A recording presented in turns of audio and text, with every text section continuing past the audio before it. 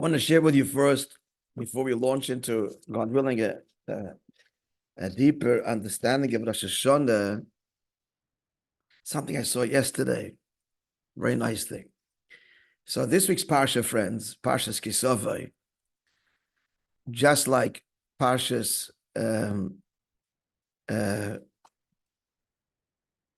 B'chokoisai. B'chokoisai is always read before Shavuos, and Kisavai with giving of the Torah, and Kisavai is always read before Rosh Hashanah, and both contain the curses. The basic, it's a preparation, part of Teshuvah. Part of Teshuvah is to know the first motivation to do Teshuvah is consequences. What if I don't? So the curses, 98 curses, are always read, but not the Shabbos before Rosh Hashanah. There's always a break. So it's a pretty scary parsha. But look how it begins. It begins with the mitzvah of Bikurim and Vidui Maisres. Just very briefly, Bikurim is the mitzvah that a Jew has to bring from the 7 species that the land of Israel is praised with. He has to bring its first fruits to the Beis HaMikdash, there given to Hashem as an offering, eaten by the Kohanim on duty, and the time to bring that is from Shavuos till Chanukah.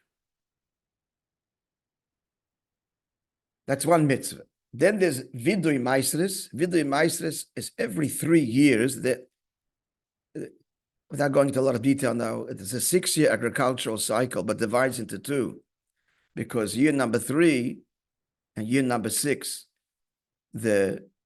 the tithe that's given, the Ma'aser Sheni, given to the Levi, is given to the poor instead. So it's 2 cycles, 3 and 3, and then the 7th year Shemitah. Every 3 years, a person had to make what's called Vidui Maisres, a confession that he separated all of the obligatory separations from his produce, the Kohen, the Levi, the poor, the widow, etc. And he did so in the order that he was instructed.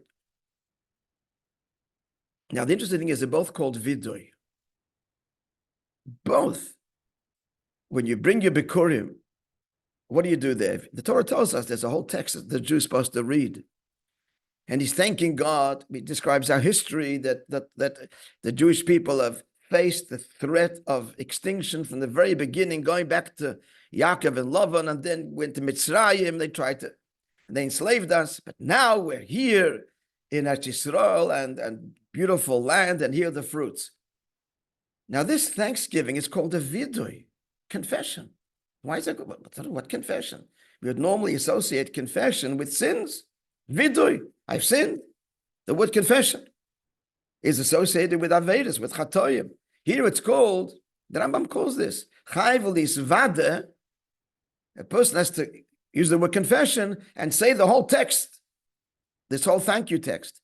And then every 3 years, when I said a person has to make a declaration that I gave all of my agricultural obligations, that's called, again, Vidui Maisres, confession. So he says like this, before we're going to make the confession, I'm a terrible person, I sinned. There's a confession that comes before that.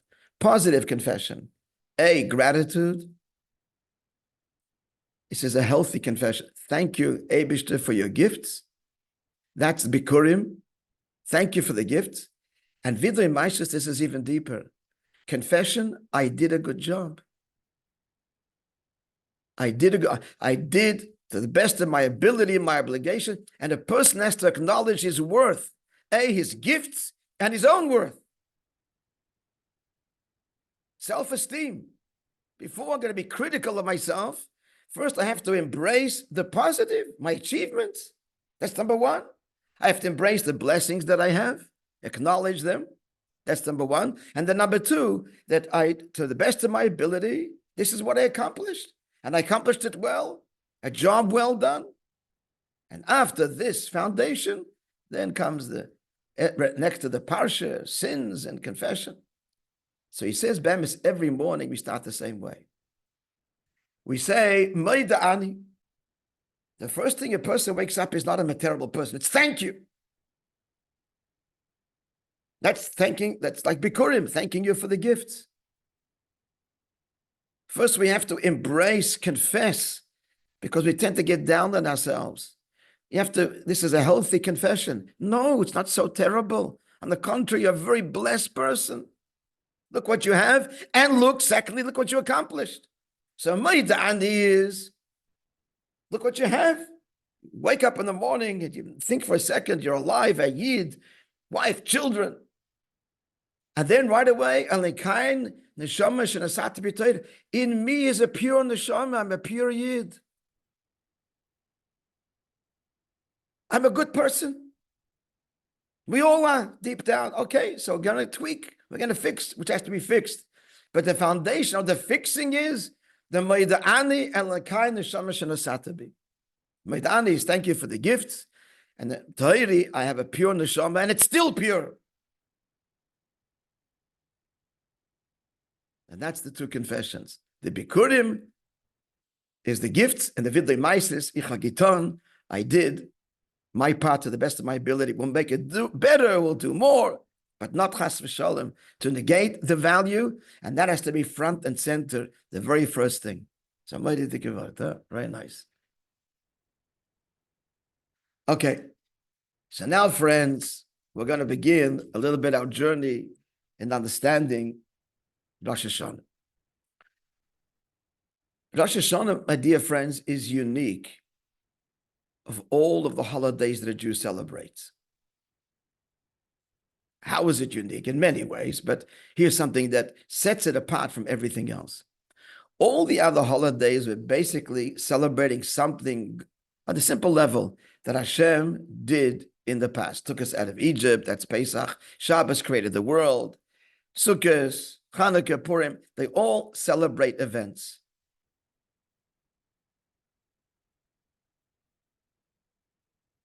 Even Rosh Chodesh, which is every month, something which God does, renews the cycle of the moon, and we're acknowledging that. Rosh Hashanah at the simple level is the one holiday where the focus is on us. You ask a child, what's Rosh Hashanah? What's the basic theme of the Machzor? We are on trial. It's the one holiday that you can't escape. It's now, it's present. Pesach, a person could make the mistake. We're celebrating an important event in the past and we're remembering an important event, the Exodus. Happened thousands of years ago. Torah was given, Shavuos thousands of years ago. We still have the effect of it, but what happened. It's not current unless you go deeper. Chassidus reveals it is current, but on a superficial level, it's not. Rosh Hashanah, even externally, as a child, Talmud, it's current. You're on trial. You're being judged, which is why we have a whole month of preparation for the big trial. And our verdict is written on Rosh Hashanah and sealed on Yom Kippur. So this sets it apart. It's no event in the past. It's right now. That's one of the reasons why Jews kind of gravitate to the high holidays, not knowing so much about it even, because there's this sense of, this is like, we're talking to you, my friend, and it's now. So show up. That's at a simple level. You got to go deeper to this idea that it's now, and our role, we're not just, again, thanking for something which happened, but we're an active player in the role. When you're being judged, you are the whole focus. So this is conveyed in the quote that I sent you, and we're all familiar. It's a quote from the Talmud that basically it says, let's read it together. I'm not going to explain all the details now. We'll just look at the basic theme of it.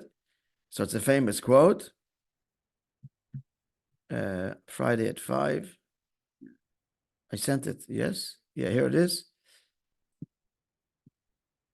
Omar Rabbi, the sage Rabbi taught, Omar HaKadosh Baruch Hu, Hashem says to the Jewish people, Imru lefanai b'Rosh Hashanah, please say before me on Rosh Hashanah, Malchias, verses, psukim, prayers that speak of my kingship, zichronos, verses, praise that talk of me remembering or visiting or judging. We'll leave that a little bit for another time, what this means. And shofars, verses that talk about shofar. And here comes the key thing. This is a very cryptic statement. I just want you to know, Chassidus on these 3 lines has thousands of, hundreds, thousands of pages. Malchias, why should you talk about my kingship? Here's the key words. Kedei shetamlichun yaleichem. Make, in order that you make me king over you. That's the hit. God is saying, make me king over you. Zichronos talk about remembrances, because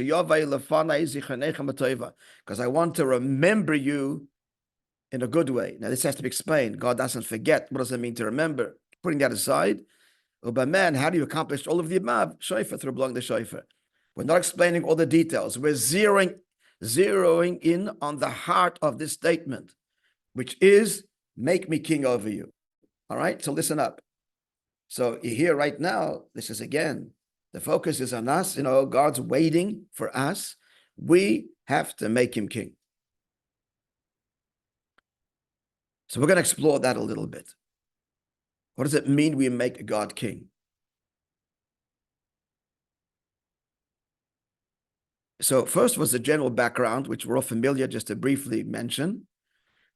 The 2 beginnings in the Jewish calendar. The pasuk, Ani l'doidi v'doidi li, which spells Elul, Eint, my beloved is to me, in the same chapter, and the next verse could be, the verse says the same thing but opposite. Dodi li v'ani loi. My beloved is to me and I am to him. So what's in between the 2 verses? So Chassidus explains, my beloved is to me and I'm to him. That's another beginning. That's the first month of the year. That's Pesach. It all starts with God. That's our birth. You don't have choice in your birth. It happens to you. God came down and took it out of Mitzrayim. That's one beginning which God initiated. This is a second beginning that we have to initiate. We have to initiate, and therefore Elul is not Dod Yili V'ani Loi, but it's Ani L'Dodi V'Dod Yili. Starts with the me, and then God responds. So what starts with me? It's this. God is saying, make me king over you. What does all this mean? So first, we need to appreciate that the king-subject relationship is created by the people. The Torah model of king and subject. If a person comes along and says, I'm your king, of course, it means nothing. If you don't accept him as your king, it means absolutely nothing. Takes out a gun and says, I'm your king, and then you surrender. He's not a king. He's a despot. He's a dictator. He's a ruler. In Hebrew, it's called a moshel. Moshel is bekach. Melech is not bekach. As we say every night in Ma'ariv, malchuto beratzon kibelu aleha. So the idea, which means they accepted his kingship willingly. So this is just the background. The idea of Rosh Hashana is God is saying, it's up to you to make me king over you. And let's explore this. What I want to get to is, all truth comes in paradox. On the one hand, friends, the king-subject relationship is extremely external. The king's in the palace. There's no intimate conversations with him. Really, only his name. You know him by his name. You don't know anything about Melech Shmoy Nikra, his name. It's very distant, externally. Not like a father, not like a friend, not like a wife. The relationship with the king and the people is just basically he speaks and he gives decrees and we do it. He's in the balcony and we wave and how do you see his face? Okay, so if we're using that metaphor for Hashem, then these things are true on some level in our relationship with God. And yet, here's the paradox. It's the deepest relationship. And that's what I'm going to try and explain, this paradox. The relationship between the king and the subjects is deeper than parent and child, husband and wife, teacher and student, friends. And yet, externally, it's external. So let's understand this. So Chassidus explains, let's Earthly kingship is a reflection of heavenly kingship. In fact, it's true of everything. Whatever exists in this world doesn't come in a vacuum. It's playing out physically and minutely spiritual realities and energies, which are transcendent and spiritual and grand and infinite. Nothing in this world exists in a vacuum. Nothing. It's all a reflection of divine truths, divine energies, divine attributes. Starting with the soul, the way our soul works, mind and heart, and even the physical components of our body are all a reflection of divinity. That's why we look into our flesh and I can behold godliness, because we're made in the image of Hashem, as the pasuk says in Bereshis. We're made in God's image, so we're a micro version down here of the way things work above, in the words of the prophet, the Odom Ha'elyon, the supernal man. Okay. Having said that, let's explore a little bit kingship, how it works. So here's the paradox. A true king doesn't want to be king. The last thing he wants to do is to tell people what to do and instructions. And more than that, it means if he's a true king, his whole life now is everybody else but himself. The true king is a very elevated person that would rather be left alone to develop himself, get closer to God, if he's a spiritual person, whatever the case may be.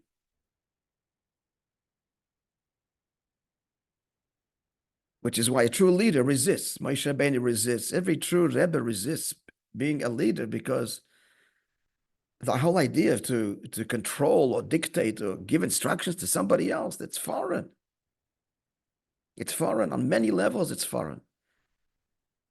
So what happens? The people come to the king, and they this is the language of Chassidus, the rotzen lemelucha. They arouse within them the desire to be king. How do they do that? By saying, we see something in you, and we surrender ourselves to you, and we want you to be king over us.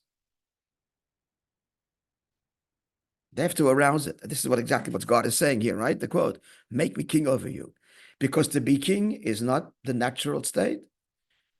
We'll apply to God when we finish our parable, but we can appreciate it down here. If you want to rule people's lives, you were the last person that should be doing that.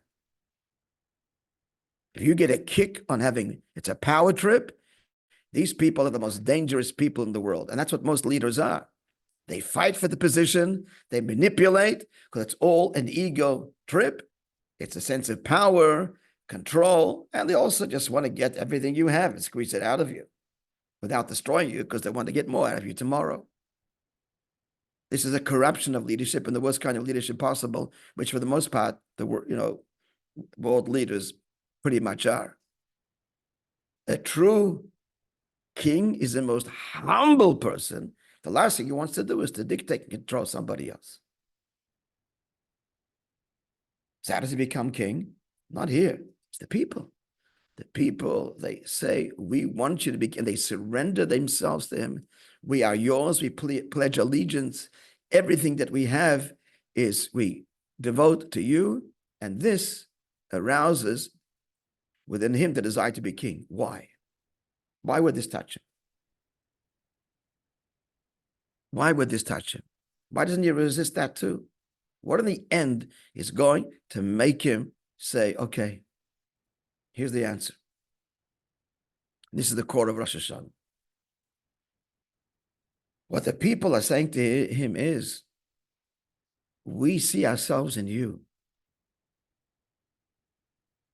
We see ourselves in you.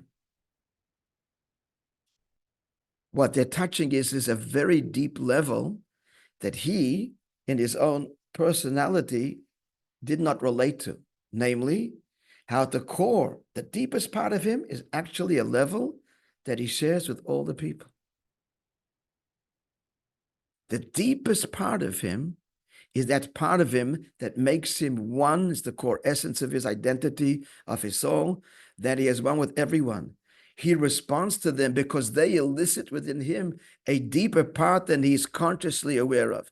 He was living as a private person, a wonderful person, most wonderful, talented, whatever person, but as an individual. When the people come along and say, we see the collective identity of us in you, we see that there at the core. He responds because they are summoning a depth of him that he himself, as it were, did not access. It needs others, the collective others, to bring that out and touch that within him. And that's why the true king is his whole life thereafter becomes the people, and it's selfless because they have unlocked within him a level where we are all one. Now, the emes is, on some level, it's true of every Jew. Because why? At the core of our neshamas, called the Yechida level, we are all one there. And indeed, on some level, every Jew has to be a melech. But that's kind of related, an important subject. Let's now apply it to Hashem. So we're running out of time, so I'll finish it by saying this. But Hashem is saying this. Kindalach, my children, I want you to touch me at the level where I want you to reveal within you how you are all one with each other and one with me. That means make me king over you.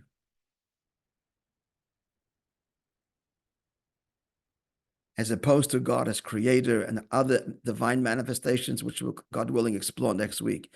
This is the deepest.